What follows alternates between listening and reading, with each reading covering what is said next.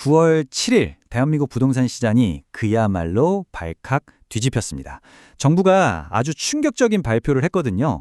수도권에 무려 135만 가구라니. 정말 상상을 초월하는 공급 계획인데요. 과연 이 엄청난 계획, 위기에 빠진 시장을 구할 수 있을까요? 오늘 이 거대한 청사진이 과연 희망인지 아니면 그저 허상인지 그 실체를 한번 제대로 파헤쳐 보겠습니다.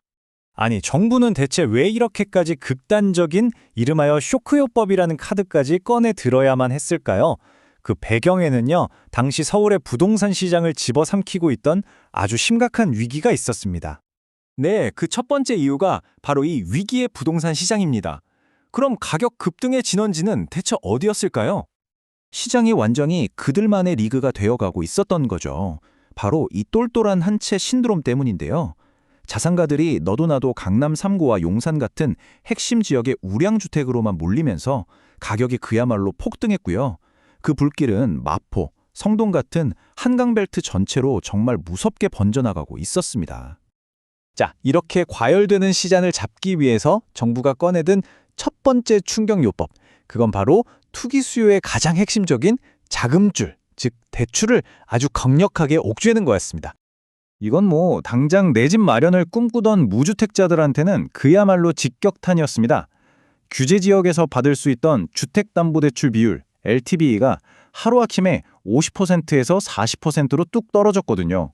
예를 들어 5억짜리 집을 살 때 빌릴 수 있던 돈이 2억 5천만 원에서 2억 원으로 줄어든 셈이니 돈 빌리기가 훨씬 더 어려워진 거죠.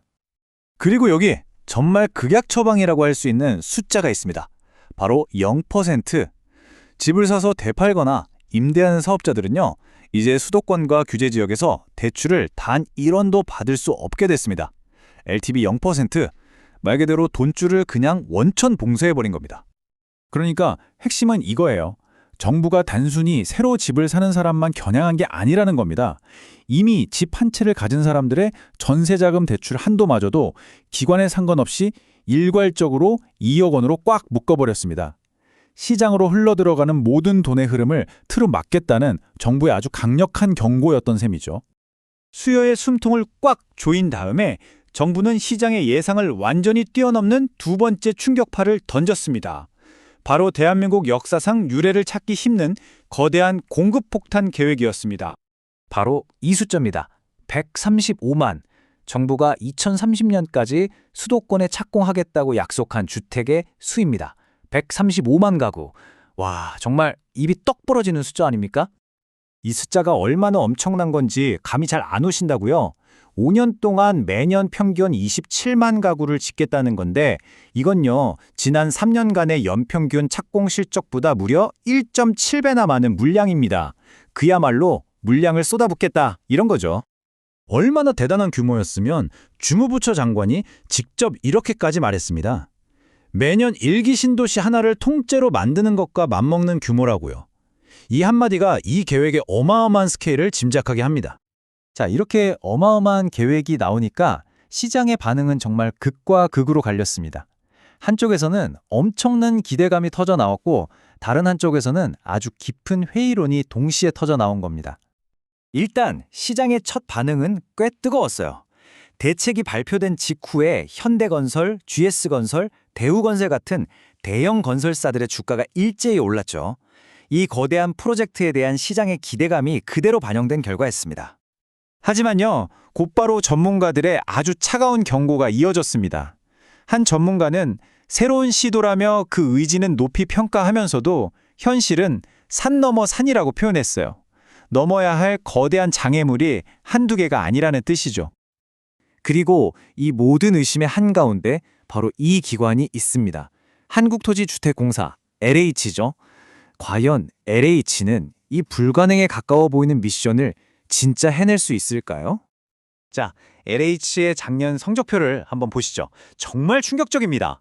목표는 공공주택 5만 가구 착공이었는데 실제 실적은 어땠을까요? 고작 2,946가구, 달성률이 6%도 채 안 됩니다.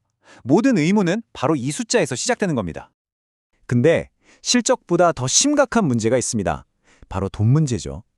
현재 LH가 짊어지고 있는 부채 무려 170조 원입니다.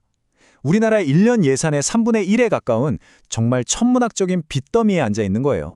그리고 이 빚이 줄어드는 게 아니라 내년에는 192조 원을 넘어설 거라고 합니다.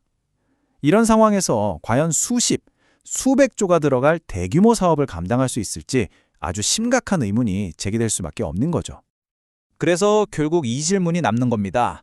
이 거대한 계획, 과연 성공일까? 아니면 그냥 공연불에 그칠까? 대한민국 부동산의 미래가 바로 이 질문에 달려 있다고 해도 과언이 아니죠. 전문가들은 정부의 전략을 양동작전에 비유하기도 하는데요.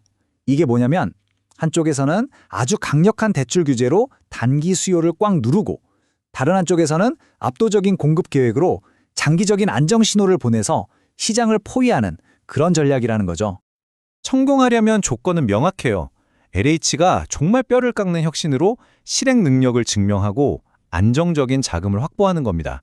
하지만 그 반대편에는 과거에 처참했던 실적과 눈덩이처럼 불어나는 부채라는 너무나도 짙은 실패의 그림자가 드리워져 있습니다. 135만 가구 공급. 이것은 과연 불안한 시장을 잠재울 힘안의 청사진일까요? 아니면 결코 지킬 수 없는 거대한 약속에 그치고 말까요? 확실한 건 단 하나입니다. 이 거대한 도박의 결과에 우리 모두의 미래가 걸려 있다는 사실이죠.